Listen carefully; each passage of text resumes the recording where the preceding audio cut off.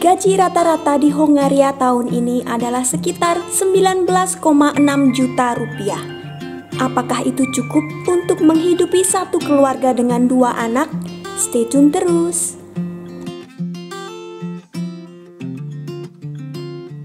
Ayu Betring dan Matt. Hai semuanya, apa kabar? Selamat datang di Ayu Betring dan Matt.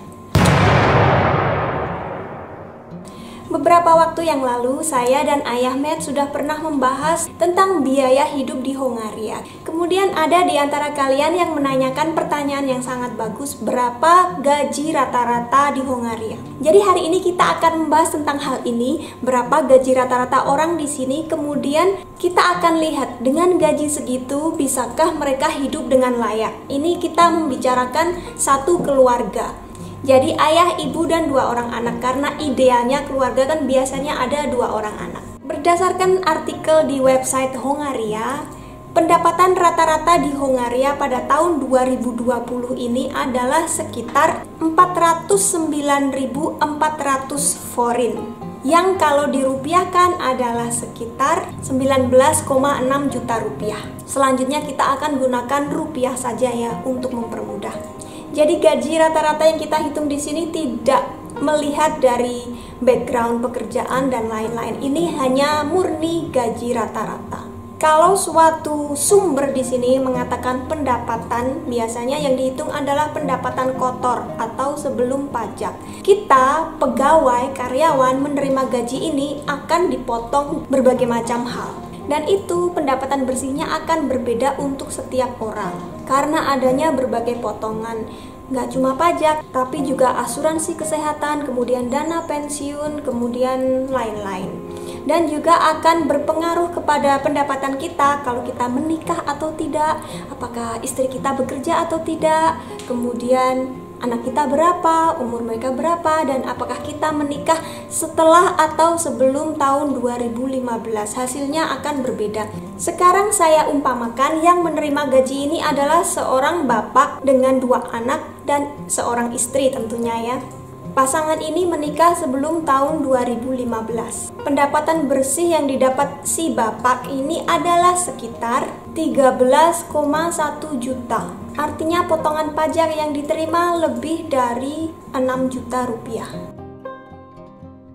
Jadi dari angka itu, mari kita hitung bersama apakah cukup untuk menghidupi satu keluarga dengan 2 anak.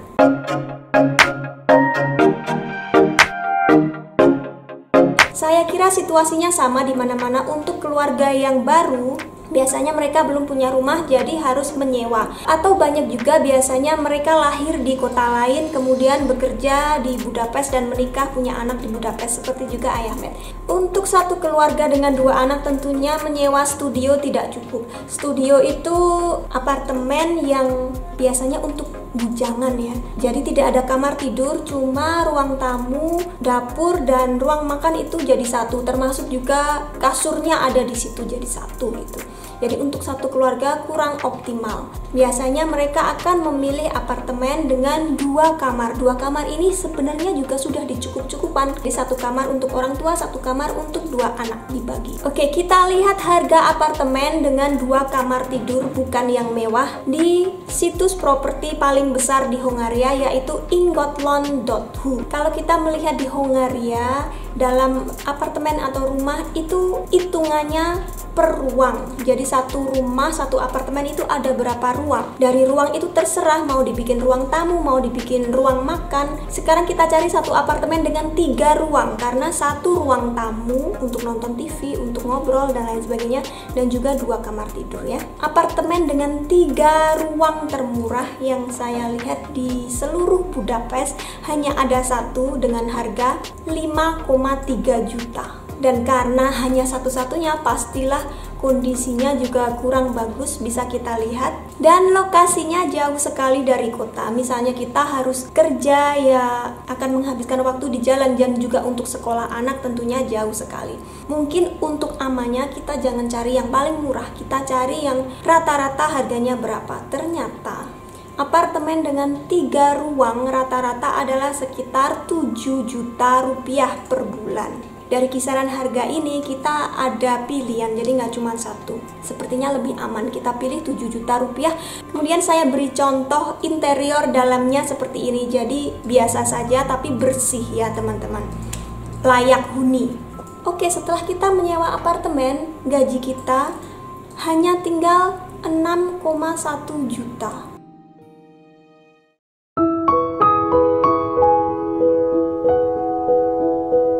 Untuk keluarga kami, untuk belanja saja, makanan saja ya teman-teman, mungkin kami akan habis sekitar 2,5 juta begitu per minggu. Dan ini sekarang kita membicarakan tentang keluarga dengan 4 anggota. Tentunya makanannya lebih mahal. Oke, kita bikin mungkin 2 juta rupiah saja per minggu.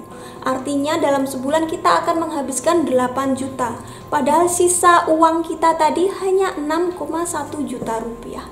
Tidak cukup.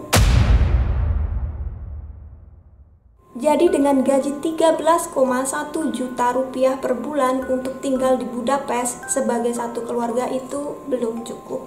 Solusinya di sini kebanyakan pasangan suami dan istri harus bekerja. Kalau suami istri mendapat gaji yang hampir mirip, sama-sama gaji rata-rata 13 juta kali 2 kan berarti sudah double, dan itu mereka bisa hidup layak. Karena itu juga sekolah anak di sini dari pagi sampai sore, jadi istrinya tidak perlu lagi repot-repot untuk lari-lari dari kantor ke sekolah untuk menjemput anak, dan nanti siapa yang akan menunggui anak di rumah dan lain sebagainya. Jadi memang kebiasaannya beda dengan di Indonesia.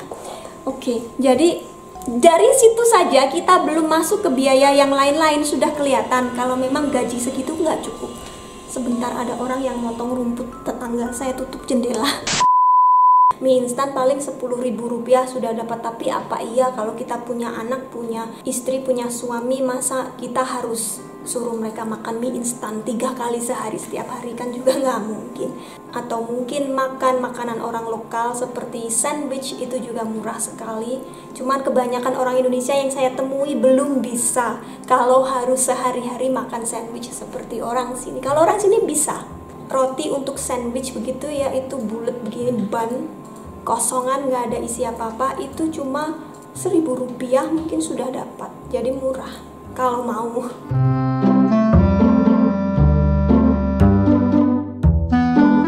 Kemudian kalau untuk transportasi kita nggak akan bisa menekan biaya. Jadi pilih mau punya mobil sendiri, yang artinya kita harus beli bensin, kita harus juga menyediakan biaya untuk maintenance mobil, nggak sedikit ya. Atau bisa juga membeli tiket bulanan untuk transportasi umum. Jadi jangan beli tiket single, apalagi kita kan setiap hari keluar. Suami pasti setiap hari bekerja, pulang pergi, kadang kantornya jauh, jadi harus ganti mungkin metro, pakai tram, pakai bis beberapa kali, nggak cuma sekali. Kalau kita beli tiket single, jatuhnya akan mahal sekali. Jadi paling aman beli tiket bulanan. Untuk istri pun begitu, karena perlu untuk mengantar anak-anak ke sekolah. Anak-anak pun harus beli tiket, ya kan? Untuk orang dewasa, tiket bulanan cukup mahal, jadi 457.000 rupiah per orang. Karena ada 2 orang dewasa, jadi sebulan kita akan habis 914.000 rupiah untuk tiket dewasa. Kemudian untuk tiket 2 orang anak sekolah, kita akan menghabiskan 332.000 rupiah karena masih ada subsidi dari pemerintah. Jadi kebanyakan orang tua sini ya seperti itu. Ibunya akan mengantar anak-anak sebelum kerja, dan sorenya sebelum pulang mereka akan menjemput anak-anak begitu. Bagaimana kalau mereka menggunakan school bus? Seperti saya, Matt juga menggunakan school bus ya. Dari pengalaman teman-teman lain juga yang saya tanya, sebulannya sekitar 3-4 juta rupiah. Mahal sekali. Jadi lebih banyak yang menggunakan transportasi umum biasa.